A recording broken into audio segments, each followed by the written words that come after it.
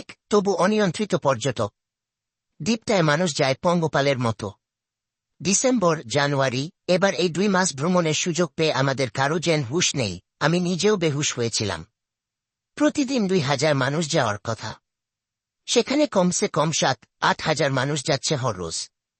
জাহাজে, জেটিঘাটে, সেক্টে, রিসোর্টে, খাবারের দোকানে সর্বত্র গাদাগাদি।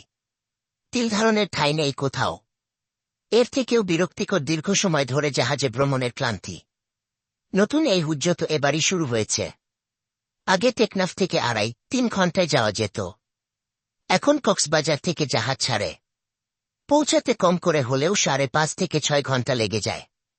জাহাজে ওঠানামার কথা ভাবলেই তো গায়ে জ্বর আসে। 2 ছেড়া দ্বীপ। প্রতিবেশ সংকটাপন্ন ছেড়া দ্বীপে যাওয়া নাকি নিষেধ।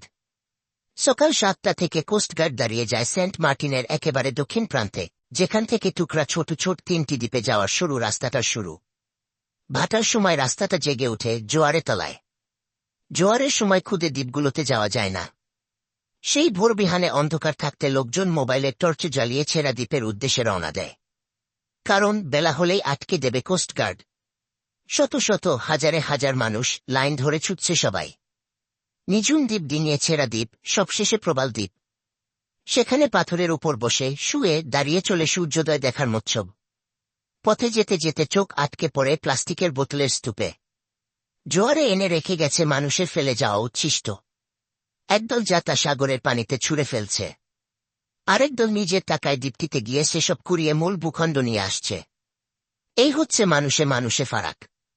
3 শার্মে বৃত্তান্ত। সেন্ট মার্টিনের যেখানেই যাবেন চোখে পড়বে দলে দলে কুকুর। সংখ্যাটা চোখে পড়ার মতো। পর্যটকেরা অনেকে ভয় পান। খাবারের লোভে প্রায়ই পর্যটকদের চেকে ধরে কুকুরগুলো। এদের অন্যত্র স্থানান্তরের কি কোনো উপায় নেই? এটা তো বাস্তুসংস্থানের জন্য প্রতিকূল পরিবেশ তৈরি করবে। কোনো কিছুর সংখ্যাধিক্য মানেই অন্য অনেক কিছুর উপর বাড়তি চাপ। 4 বামন নারকেল। একসময় সেন্ট মার্টিনকে মানুষ নারকেল জিঞ্জিরা নামে ডাকত।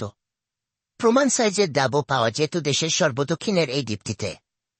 বছর 10 আগে দ্বীপে বসে তেমনি একটি ডাব খাওয়ার অভিজ্ঞতা আমার নিজেরই আছে। কিন্তু এবার গিয়ে অবাক হলাম। ছোট ছোট ডাব ঝুলছে। এক একটার দাম হাঁকছে 1-1.5 টাকা। বিষয় কি ভাই?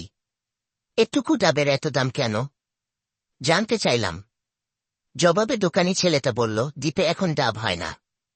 জিজ্ঞাসু দৃষ্টিতে তাকালাম পাশে বসা বয়োবৃদ্ধ মানুষটির দিকে। বললেন, বছর 3 আগে একটা ঝড় হয়েছিল। তারপর থেকে সেন্ট মার্টিন দ্বীপে ডাব আর তেমন হয় না। এখন টেকনাফ থেকে ডাব আনা হয়। 5 অত্যাচার। একদল আছে সকাল নাই বিকাল নাই সেকতে মোটর বাইক চালাবে। রাতের আধার চিরে বিকট আওয়াজ তুলে ছুটে চলে মোটর বাইকগুলো। সেকুতের কাছে চেয়ারে এদের যন্ত্রণায় বসা দেয়। এসব বাইকের চাকায় পিষ্ট হয়ে মরে কাকড়াসহ নানা জলজ প্রাণীর ডিম, বাচ্চা। একই কথা সেকুত জুড়ে চালানো বাইসাইকেলের ক্ষেত্রেও খাটে। সাগরের পানি ঘেঁষেই কেন সাইকেলগুলো চালাতে হবে? সরকার খুলে দিয়েছে বলে আমরাও কি খুললাম খোল্লা হয়ে নেমে পড়ব? নিজেদের একটুকু বিচার বিবেচনা নাই? আর সরকারই বা নজর দিচ্ছে না কেন? এত হুজ্জত, এত দিকদারি জানলে পরিবার নিয়ে আমি কসমিনকালেও যাওয়ার কথা ভাবতাম না। এর চেয়ে মেরিন ড্রাইভ ধরে মাইলের পর মাইল ঘুরলে দিব্যি 4টা দিন কাটিয়ে দেওয়া যেত।